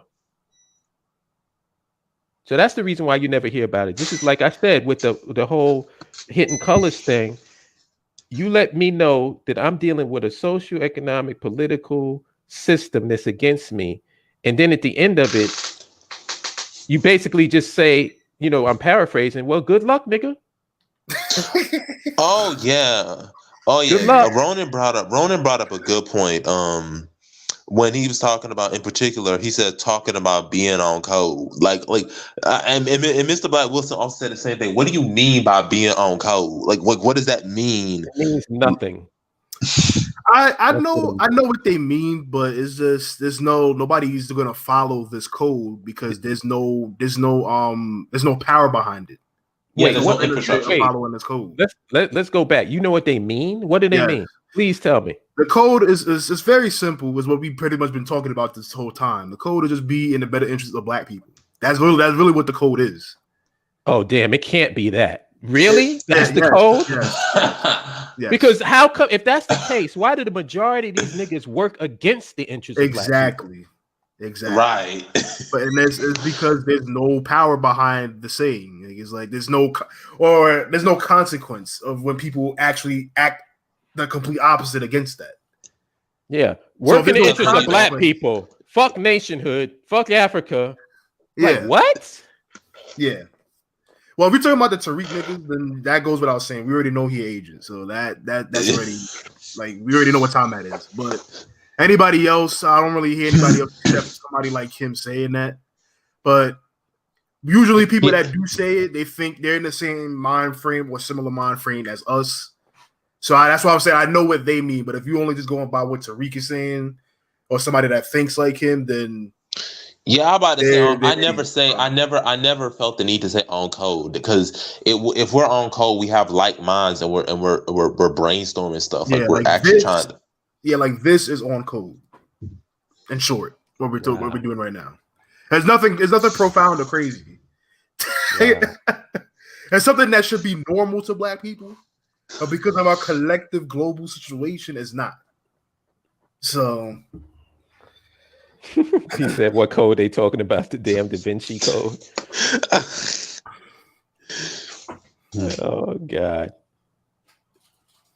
it's really crazy to me that simple concepts they don't understand, and they're really passionate about their ignorance. Really passionate. It's a supreme overcomplication of simple things, which I don't. It's like they refuse to accept the simple solution. That's a lot in the conscious community. Is people like they love making conspiracies, but then when you ask them or you try to debate them, they'll be like, "I'm not interested in debating," or you're not understanding my perspective. And I'm just like, listen, okay, you first have to bring up the evidence. Number two is you have to debunk what I'm saying, because you keep saying all this stuff. The conscious community keeps saying all of this stuff, but they can never back it up.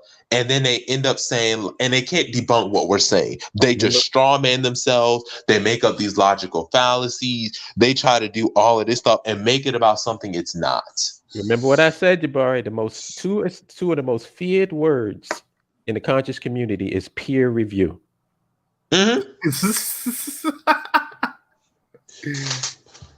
You'll hear a lot of opinions, a lot of conjecture, but nobody does any peer review. If you have a philosophy and you're saying that this is what it is, you provide the data and take that shit to amongst your peers and see if it works. Because that's how it is in the scientific community. Because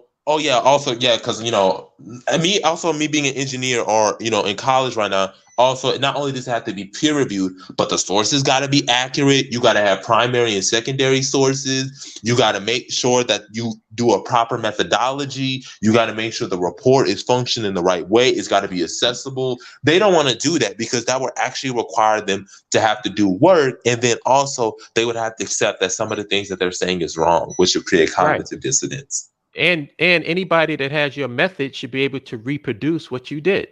Facts. So, like I said, it doesn't make sense for us to have a debate, because what it's going to turn out to, if you're talking about us, let's just say the BAIO was to debate ADOS and FBA, it would just be a circus. That's all it would be. Because it's going to be just us wasting our time, because these people already made it. The debate would not be for the people you're debating. I know why people want people like us to debate them. It's for the people that's watching them. because the people that's watching them are very easily persuaded, unfortunately. Now the person you're debating, they're not going to change that's set in stone. They ain't changing how they feel. Yeah, but my issue is just when you have somebody who is not an expert in a certain field or not knowledgeable about a certain thing, and you debate them, the majority is going to be you correcting their mistakes, or that you correcting their premises. And that's the reason why, like, I'm impatient when it comes to that shit. Now, if we wanted to deal with somebody who knows what they're talking about, and we want to have a discussion, that wouldn't even really be a debate. It'd be a discussion. Yeah. We don't need to say nothing more. Right. We don't have to say nothing more. Ronan just said it. What he said? Ronan just said it. Right. Can't debate a conspiracy theorist. It's a waste of time. Their premises are going to be all wrong. And then another thing is people will make these statements without any evidence. Listen, I just want to go on record for saying this in this particular live. I ain't never gonna forget how y'all motherfuckers really thought 5G was causing COVID, man. Oh my god! I will never forget that. I'm still trying to figure out the COVID-19 conspiracy. I'm like, so then the government's, no, not the government, the white man, Thanos, released the virus on the world so he can crash the world economy. And that was to trick people so that they could get an antivirus. And then what? What's the end game to the conspiracy? Is what I'm confused. Hold on, wait. Even within that conspiracy, hold on. Let's unpackage that conspiracy right there. First of all, so the white man is going to tank his own economy, even though you see many of his own constituents risking their lives to go back to the economy. He's going to tank his own economy for what? I'm just trying to get, like, listen, I'm being open-minded. I want you to tell me what's the end game to the conspiracy. Like, what's the whole point? So once you get the public to take the vaccine, then what? What happens? Well, so I know there's this show on Amazon. I actually got to watch it. But there's a clip from it called Utopia. And in that show, one of the characters, I believe he's a scientist. The reason why they had people get vaccinated for something totally different. That has nothing to do with COVID. But they got vaccinated to reduce population for 3 generations. So they made pretty much the vaccination made them sterile, so they can't have any children. Okay, so that's the end game. Yeah, that's actually been a very talked about thing for quite some time for population control. Okay, so then here's the breakdown. Here's the thing. Hold on, Jabari. I just want to say this is the breakdown. So they released a virus to cause a worldwide pandemic, to crash the world economy, to lose business for their entertainment business and all businesses across the board, to get people. And then in the meantime, while they did this, they already had the vaccine, right? The vaccine, I mean, not the antivirus. They already had that when they released it, right?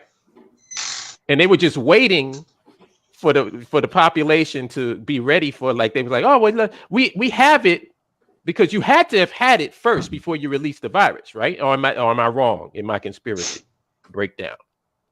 If you're gonna release a pandemic on the world, you had the antivirus at the same time that you did it, right? You didn't develop it afterwards.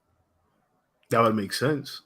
And here's the thing, and even with that, when they talk about population control or trying to reduce the world population, my response is, Negro, birth rates were already down prior to COVID below replacement level. The girls' population is already declining even before. Like, so what are you talking about? This is a conspiracy to reduce population. Who did it is what I want to know. Well, I'll just say this, because we already know in regards to, I'm only going to center this around, but I don't give a fuck about nobody else but black people. You already know that that's already been a thing. And you know, and you know what the greatest thing is that these people ain't these people never answer. Okay, so let's say the white man did all this stuff. Great. Okay, we get it. Are you developing a vaccine so that we don't have to take the white man's vaccine? And see, that goes back to what I was saying. You have these theories, which is like what? Okay, so in regards to Black people, what is the alternative to making that not come into fruition? Right, I have no problem with a conspiracy. I just have a problem with no evidence, and a conspiracy got to make. It's too many moving parts to this shit. So the white man is controlling the virus from China. How did that work? Are the Chinese in cahoots with the white man?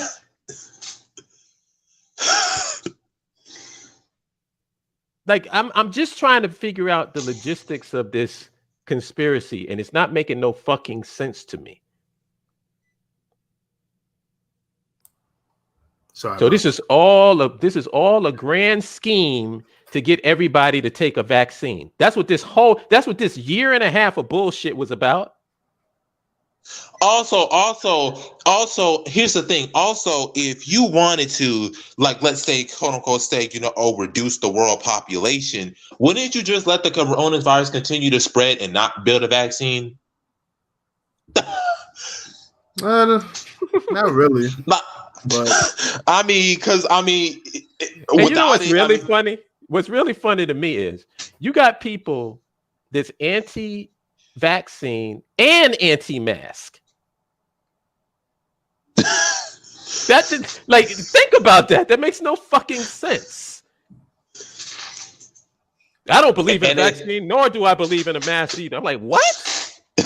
None of this stuff is making any sense to me. Like, if somebody can break it down and make it make sense, I'll probably buy it.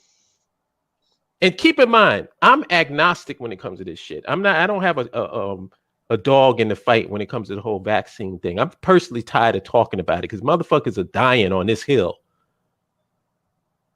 This COVID conspiracy hill that I don't give a fuck about at this point. Maybe if we had our own country and our own nation, then we can do something about it.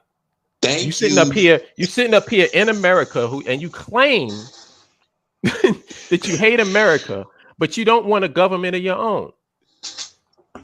I keep screaming it till the cows come home. Y'all complaining about, they letting these vaccines in Africa. Okay, are you doing your own research? Are you doing your own STEM research? Are you doing your own trials so that we don't have to rely on this? Because it's funny you keep saying this, but you ain't doing nothing. You ain't training no new doctors. We ain't getting no immunologists. We're not getting no cardiologists. We ain't getting none of this. But y'all just telling us, we shouldn't do it. This is what we're talking about with building.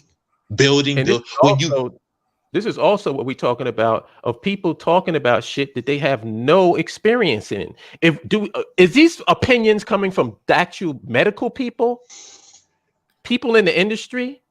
Well, they claim all these people that are interviewed are doctors. I don't know. I personally don't care. And here's the thing. You know what, they are doctors.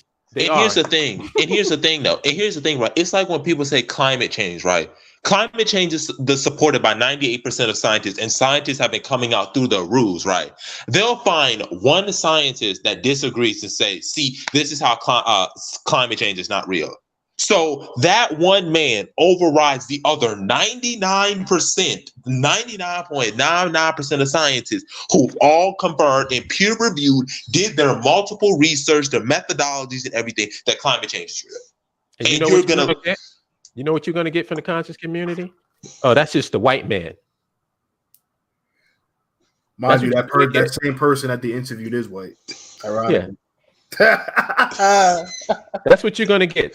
Because it doesn't require any research. It doesn't require any peer review studies. It doesn't require you to do any work. Just say, the white man.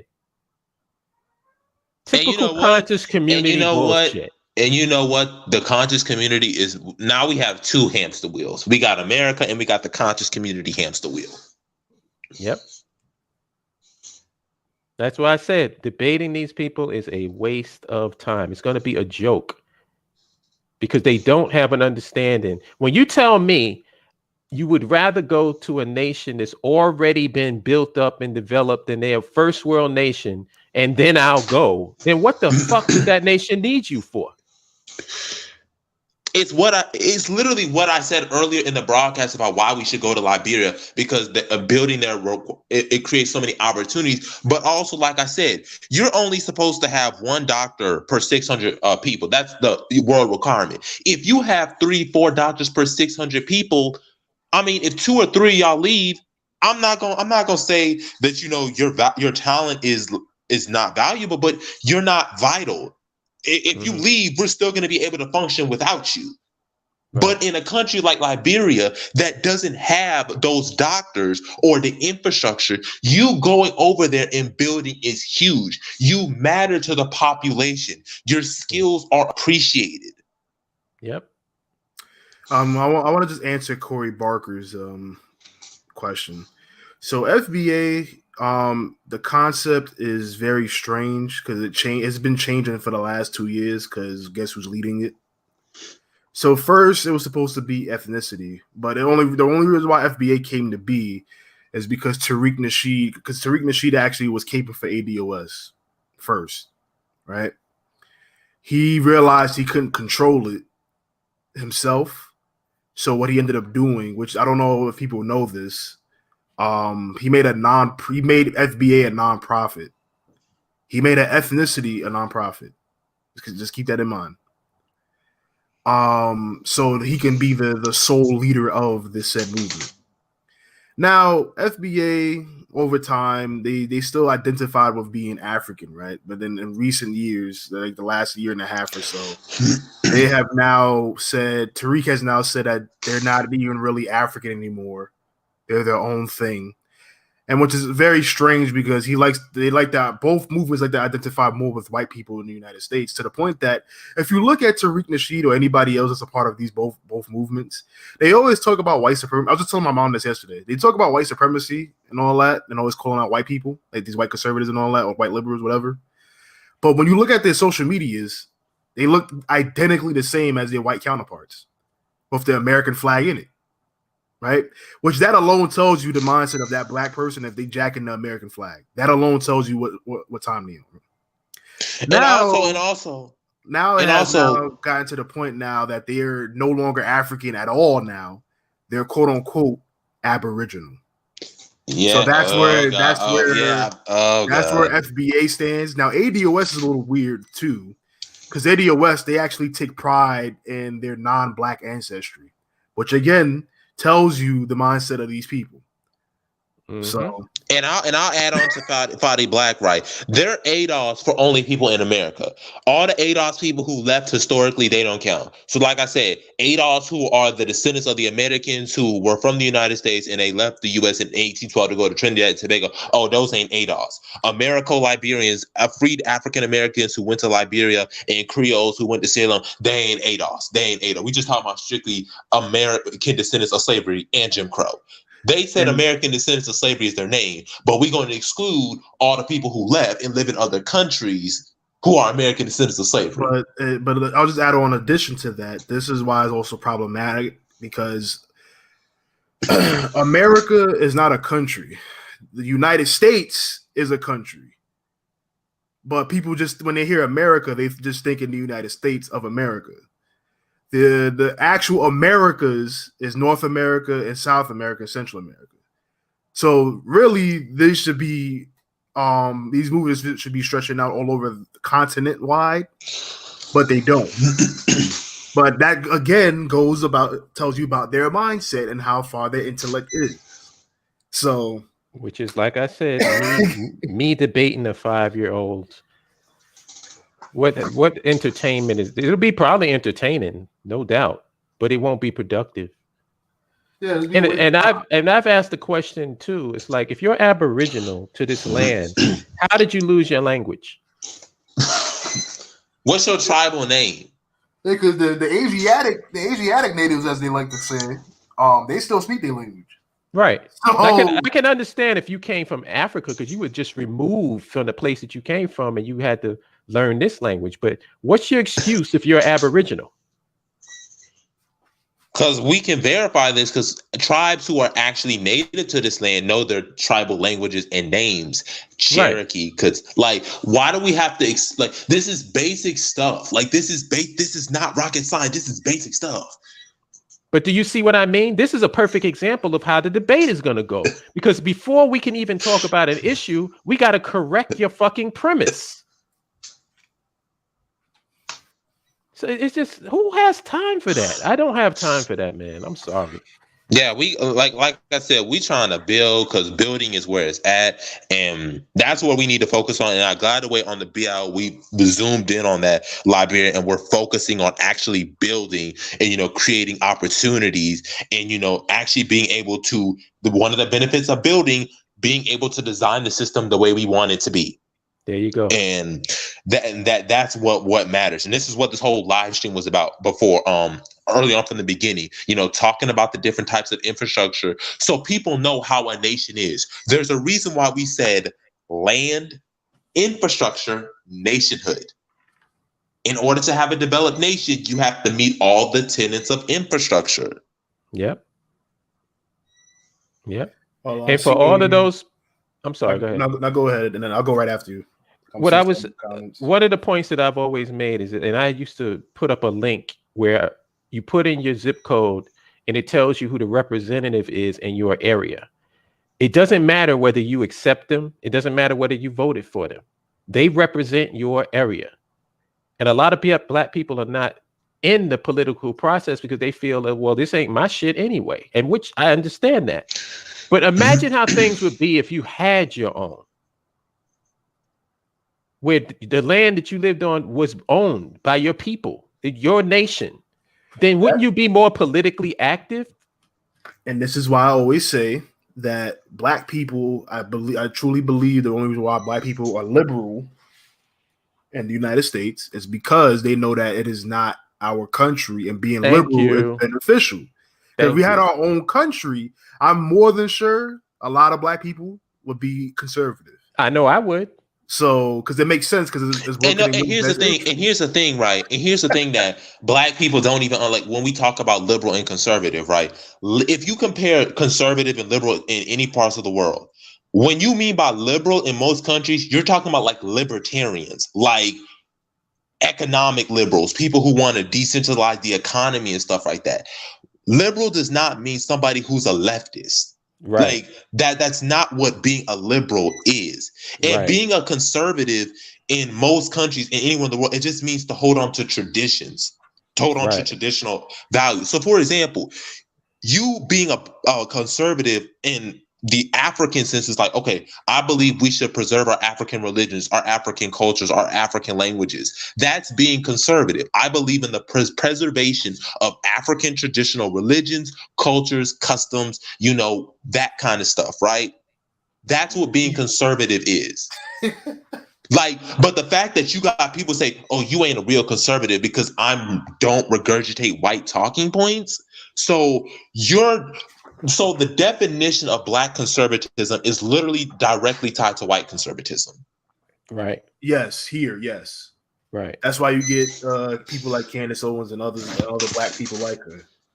They don't even understand, but that's because they themselves, I don't even think see themselves as Black people. Yeah, these terms have been tainted.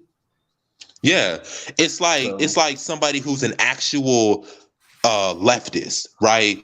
So people who are actual leftists, we're called liberals. Liberals and leftists are not the same. It's how you can prove that? You know how you can prove that, Jabari? Where's the anarchists in the United States government? Where's the communists in the United States government? They don't exist. Bernie Sanders is what? A social democrat. Yeah, social democrat. His politics is the same as what? New Zealand? That's what a leftist is in America. And like even I said, in but New see, Zealand, they have actual socialists in government, like actually right, people who want to socialize the means of production, not right. give people free healthcare. Yeah, where's the socialists in the United States government? Where are they? Point to them. They'll say, "Oh, Alexandria Ocasio-Cortez, she's not a real democratic She's not socialist." a socialist. She's not even, from the looks of things, she's not even a democratic socialist. So, like I said, we have to go back. It's like, how do you debate somebody where you got to explain their premises and break it down and re-educate them before the debate starts? Oh, and I don't want to go off on a tangent real quick, but I would like to address Harold Joy's point. He's like, I like some ATR as well, and that's the truth. Like, one of the things that boggles my mind, even when we talk about issues in Africa, right? People will always bring up like issues from the Bible and issues from the Quran, and I'm just like, so you're saying you're quoting the Bible and the Quran, especially if you're in sub-Saharan Africa, you're quoting the Bible and the Quran for preserving our culture and customs when those religions were not even native to our areas prior to colonization and conquest. You're What is quoting ATR? African traditional religion. Oh, okay. Yeah, that's what African traditional. So you're literally quote. Oh, go ahead. No, go ahead. I'll follow. Yeah, so you're literally quoting books that are not even indigenous to Africa. And one of the things that people will say with Darius, it was in Ethiopia too. Ethiopia has its own traditional religions. Look up ancient Oromo religion, also known as I think it's called Wakafina. They have their own traditional religions. So even then, it ain't even indigenous. So because why they are you misconstrued the first Christian church in Africa as meaning that they think that's the origin of Christianity? I'm like, no, that's not what that means. That just means that was the first church in Africa. like I said, and I told it, and I was going in on this on the group chat, right, on somebody's quote when he was talking about religion in Africa and juju, right? I said, prior to colonization, 90% of Africans worship their own traditional religious belief system. So for you to say to protect our culture, wouldn't you be trying to protect voodoo, Ifa, and Santeria? Why are you quoting the Bible? Mind you this, and I've showed this to Hola. These are the same people who are getting money and training from white evangelical Christians in America. Yeah. And you're gonna come to us. Oh, go ahead. I'll leave y'all with this quote as far as my input into this whole discussion. I don't know where this quote came from, but I remembered it ever since I heard it. It says, "Never trust a man to talk to you about heaven because he will suffer hell on earth." Yeah, that's pretty much how Black people operate. And I remember that quote. Fatty Black, what last words you want to say? Respond to that if you like. I'll say a quote that I came up with. Other races are thinking about taking over space, while we still trying to figure out how to plant food. Mm-hmm. that hey, that's true. They building Mars and Jupiter and Enceladus and Europa, and we trying to build food, and they trying to build spaceship and space lasers and stuff. It's called big boy conversations. Other people are engaging in big boy conversations, and we still haven't figured out that, should I have my own land? I mean, let's talk about this. They try to make sure they race still survive on Earth and beyond, and we still try to figure out a plan. Man. Wow, we put in 2 hours, Jabari. Yeah, I mean, but this is a good discussion. I mean, remember the interview with Baruti? It got like the most views of any video that we've ever done. The Bio African, over like 600 views. Mm-hmm. So yeah, this was a good discussion. But remember, make sure to like, share, subscribe, and comment. Please sign up to the website. It's down. All this is down in the link in the description. Catch us on Discord at 7:30, 8 o'clock ish. If you want to join BIO ish. Yep. Please sign up to the website, because if you're not signed up to the website, hold up, you know the rule. Yeah, like I can't fuck with you. Because I'm on, like, my thing is this, just to put a button on it. I don't hear anybody besides us talking about having something of your own, having a land of your own and nationhood. Even the Nation of Islam, I don't hear talking about it. And they're the ones that came in with the nation within the nation scenario, right? You know what I'm saying? So it's like I don't take people seriously outside of our circle unless they are talking about having a nation state and a base of operations. If you're not talking about that, you basically just talking my ear off, giving me this black talk that leads to nowhere. And I've been through that before. I've been on this planet for a little bit. I've been through that bullshit before. I'm not going through it again. And I also know when I'm being bullshitted. So I just leave it at that. Yep, that's it. Remember, catch us later on tonight, 7:30, 8 p.m. Fatty Black, if there's anything else you want to wrap it up with? Nah, nothing I can think of right now. But yeah, like just just try to be the best black person you can be, man, for your people. That's all I gotta say. That's a good way to end it.